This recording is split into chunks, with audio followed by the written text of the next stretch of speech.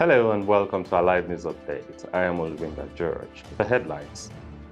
Presidential Council urges NIMC to address hike. Gbadebo Rhodes-Vivour'S sister campaigns for Sanwo-Olu.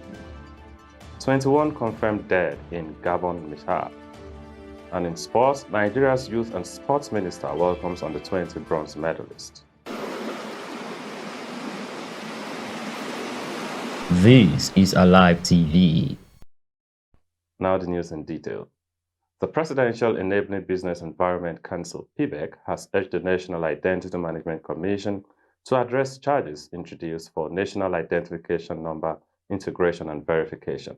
Dr. Jumoke Oduwole, PBEC Secretary, Special Advisor to President, Ease of Doing Business, in a statement said this would enable passport applicants get faster and cheaper access to government services. Reports that NIMC introduced a new charge of 1,000 naira for NIN integration and verification for each Nigerian passport applicant with effect from April 1. Oduwole commended the Nigerian Immigration Service for significantly improving the quality of service, accuracy, and speed of passport services through NIN verification. She said NIS's move was in response to the incessant difficulties Nigerians experienced in verifying their NIN during passport registration process. She, however, noted that the additional cost for each applicant's passport initiated by NIMC was not well received by stakeholders. And now the Labour Party governorship candidate in Lagos State, Gbadebo Rhodes-Vivour, does not seem to be enjoying enough support from some members of his family. It is rumored that GRV's younger sister, Titilola Vivour-Adeniyi, who is the Executive Secretary of the Domestic and Sexual Violence Agency in Lagos State under the Babajide Sanwo-Olu administration, has turned her back on his ambition.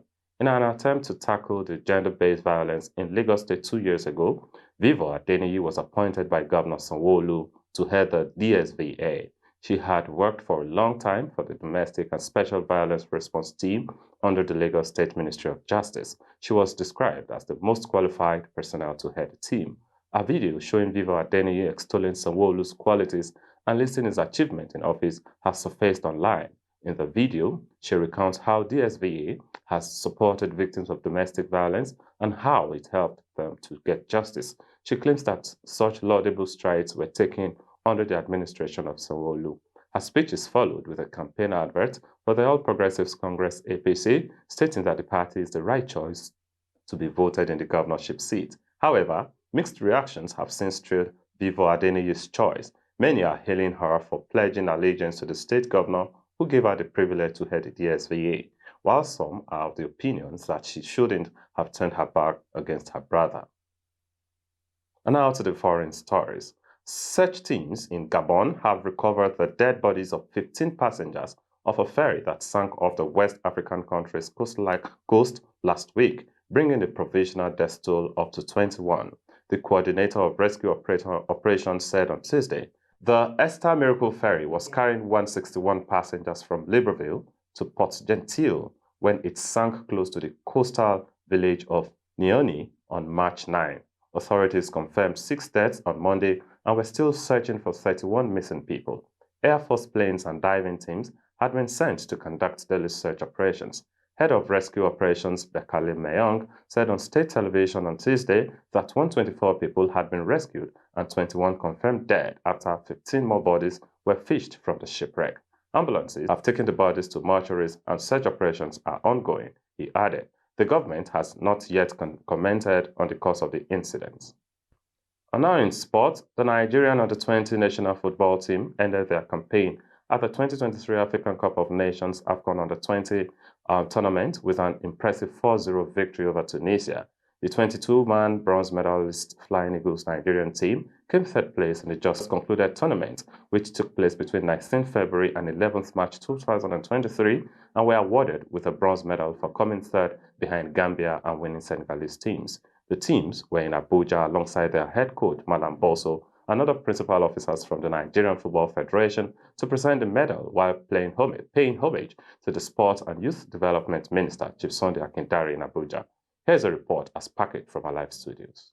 The 2023 Under-20 African Cup of Nations was the 17th edition of the biennial African International Youth Football Tournament organized by the Confederation of African Football. hosted this year by Egypt from 19th February to 11th March 2023. This edition of the tournament also doubles as the African qualifiers for the 2023 FIFA Under-20 World Cup in Indonesia, where teams who reached the semi-final stage qualified automatically. In a brief reception organized by the Youth and Sports Development Ministry to welcome the Flying Eagles back home, Alhaji Ismaila Abubakar, Permanent Secretary at the ministry, commended the team for fighting a good fight by securing third-place position, which he said is a clear sign that the Nigerian football space is getting it right. He assured the team of maximum support and cooperation as they move to the next stage of preparations for the Under-20 World Cup scheduled to hold in Indonesia later this year. I thank you for the superlative performance.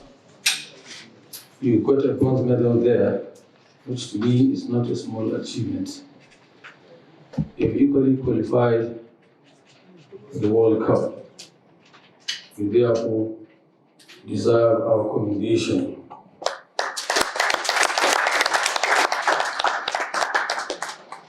To the coach, I congratulate you.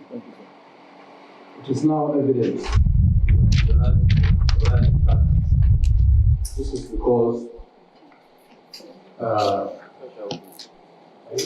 the national team at this stage are bringing laurels for the third time. That goes to show that we are gradually getting it right. I want to assure you that as a ministry, we intend to give the maximum support and cooperation you may require during the next stage of the competition. During his speech at the event, the father of youth and Honorable Minister for Youth and Sports Development, Mr. Sunday Dare, eulogized the efforts of the team, who he said he witnessed firsthand their performance, and the array of talent which the coaching team was able to harness to improve significantly, trashing their last opponents with such remarkable difference in goals. He also expressed gratefulness to the team on behalf of the entire country, Nigeria. This team has what it takes. When we met you 9-10 months ago, winning the Waffle Big Cup, I did say that this is a promising team, and we want to thank you sincerely on behalf of a grateful nation, Nigeria, for securing the World Cup ticket for us as a country. Thank you very much. But to thank you also for also securing the bronze medal. You didn't come back empty. You got the bronze medal. That means you are top in the teams in Africa. Congratulations, and thank you for your efforts and sacrifices. But beyond that, I'm looking at the fair play. They have 11, we have 2 players there. It shows that we've got talent. And for all these other awards that have come, I want to say congratulations again. Now, while welcoming you, there's a challenge that I want to give to you like I did last time. The World Cup is not a joke. It's for the Lionhearts. You have to do more than what you did at AFCON.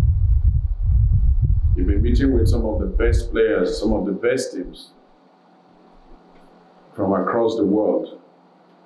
So I know that the next several weeks will not be easy, the drilling, the training, and then we'll expect you to be at your best. While fielding questions from journalists at the event, Malam Bosu, chief coach of the Flying Eagles, explains that though there were challenges that adversely affected the performance of the team at the beginning, the coaching team was able to spot it quickly and make necessary adjustments that made the team deliver the result that is now being celebrated. Things gone wrong somehow, somewhere. Most importantly, as I've said earlier, after one of our match in Egypt, that I have to apologize to Nigerians just in one aspect. And what was that aspect? I said it to Nigerians that no professional players will join us in the match venue or in the competition venue. They all have to go to Nigeria. But along the line, football is all about philosophy. Now, a player that is the Ahmed Abdullah, he was part of the team in Niger, and he was an exceptional player then. And after submission of the 25-man list, he was not part of the list. They will still have room to change. 4 out of them were affected for the PCMA, that is a medical ground. And the team we took to WAFU, we missed about 7 of them because of accreditation. I think ordinarily, it's not every coach will be able to manage that situation and then go back, losing the first match, waking up, and of course picking the World Cup ticket. The condition given to me, or the target given to me, was to qualify the team for the World Cup. So whatever comes ahead of that was just like a bonus. And most importantly, we have achieved our aim, qualifying the team for the World Cup, and that meaning that we have left a generation for Nigeria to go ahead. And of course, we have left a generation, those players should go to the World Cup and set themselves for better offers. The Flying Eagles team will commence trainings across the country in preparation for the Under-20 World Cup tournament scheduled to hold in Indonesia later this year, although the minister has promised to be a good host to the team should they decide to camp in Abuja during their trainings. And that's all on News Headline for now. Thank you for joining us. See you some other time.